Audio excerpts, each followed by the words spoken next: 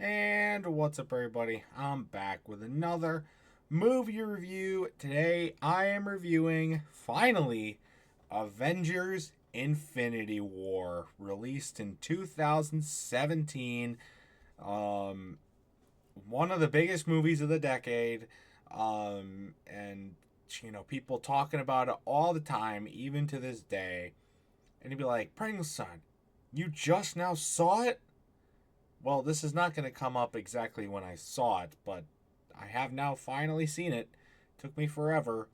I just never was into Marvel that much, but now that we're doing the marathons, Infinity War was in our Marvel 5 marathon. It was 5 movies, but one of them was Thor Ragnarok, which I already reviewed. You can go check that out. But then I got the other 3 coming soon. But what did I finally, having watched Infinity War, what did I think? Let's get into it right now. Um, this is I always really enjoyed kind of the Avengers movies where like all the characters are come together and work together in these movies, and because I really love the character interactions, and this movie is no different. I really like the character interactions. All of them coming together in one movie, especially with like Robert Downey Jr., Tom Holland as well. They're just all there, and it's really good. I really like it. I also think it's really beneficial to them that they all get a good amount of screen time. It's not just, well, obviously not all of them do, but I think the ones that are most important to this get enough screen time to where it makes sense, and they can, they can blend together well. It's not like 90% Tony Stark and then like 5% Tom Holland and then like 5% everybody else. It's a better ratio than that, which I really like. But speaking of Tony Stark, still love Tony Stark. Um, Great character. Robert Downey Jr. plays him really well. There's no real no real complaints on that front. Ned's in this only for a little bit. Love Ned though. He has a great line in the movie. Yeah, he has a great like 30 seconds whenever he's in the movie. He's great. And then we get the Stan Lee cameo. Love Stan Lee. Great, glad he's in this. As always. Um, Still like Tom Holland. Tom Holland Spider Man still my favorite Spider Man. Getting a little aggravated mentioning him, but you'll see why in a little bit. A few reviews down the line. Um, I think he has a great Spider Man suit. The kind of Iron Man mech X with the nanotech, I think it's called. Looks really good on him. I really like I think it has a cool chrome colors, which I really like. And then Thanos as well, of course, the main enemy of the movie, and it's yeah. I mean, I think he's a fine character. He's a fine enemy. He's been memed to hell, but I think as a enemy as he is in the game, pretty good. It's does what he needs to do. Um, but what about some other stuff? I guess I'll just point out all the memes that I found from this movie because there was a lot of them. The perfectly balanced meme, perfectly balanced as all things should be.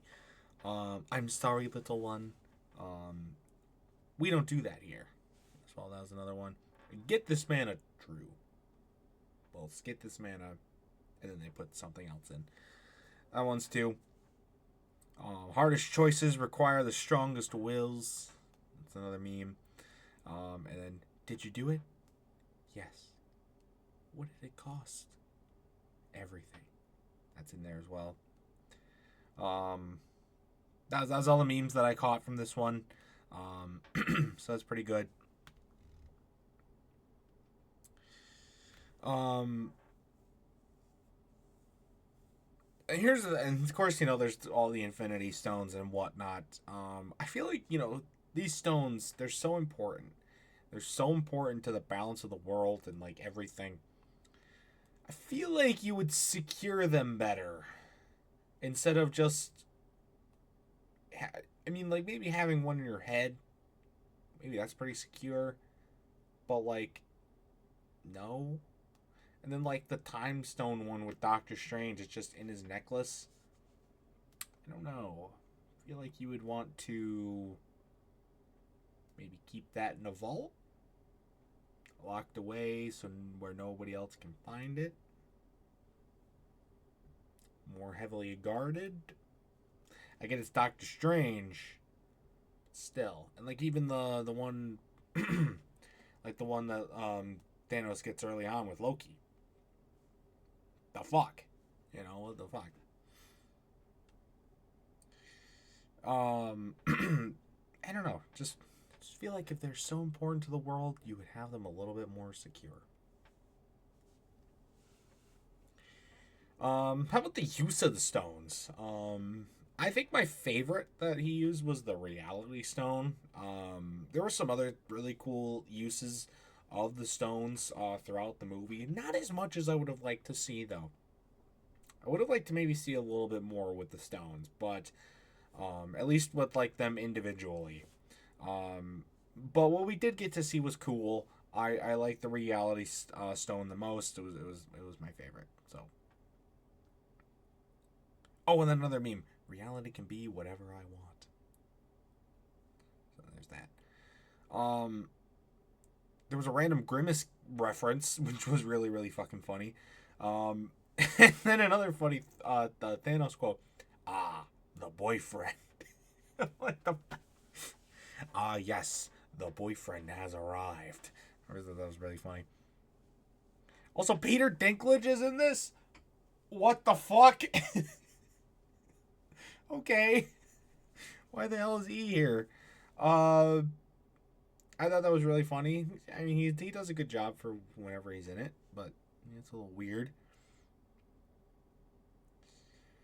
But then of course, Thanos is trying to eliminate half the world, right? And his reasoning is for it, obviously it's evil, it's outlandish. But I mean, it's well thought out, I guess, explained. It really gets me thinking because, it's an interesting concept to like think about if that something like that ever happened. How would the world respond? I think we'll talk about it on a future Strollin' and Trollin' episode. But I think it was, it's an interesting concept to think about, which they dive into in the next movie more, which I was pretty happy to see. So it's very, very interesting. Chris Pratt, it's a fucking idiot. He pulls a fucking Spider-Man moment here where he, despite everybody telling him otherwise, he decides to become the rebel and become the bitch and take his emotions over his brain and ruin the whole fucking thing. And when they had him like right on the fucking right there, he had him right there, and it just fucked it up. Granted, though, how the hell did the gauntlet take so long to fucking remove? And why was it only when Spider-Man started helping that it actually started doing something? The fuck? And I also think the ending is crazy. They set it up for a sequel pretty blatantly. But of course, they also set it up with all of the character deaths. Well, deaths with the blipping or the disappearing because Thanos did snap his fingers. But also there was other actual deaths, like Loki at the very beginning of the movie. And a few other crazy character deaths that really do happen. These characters are killed off.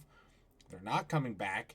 And it's pretty insane. There's a few more of those in the next movie that I'll touch on a little more.